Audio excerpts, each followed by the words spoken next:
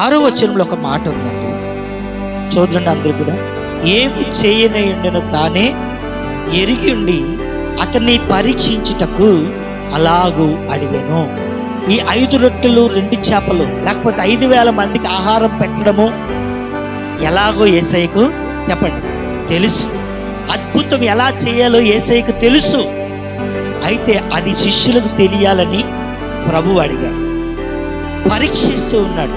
అక్కడ అదే కదండి, అతన్ని పరీక్షించుటకు అలాగూ అడిగారు. కొన్నిసార్లు మనకు కూడా పరీక్షలు వస్తాయి.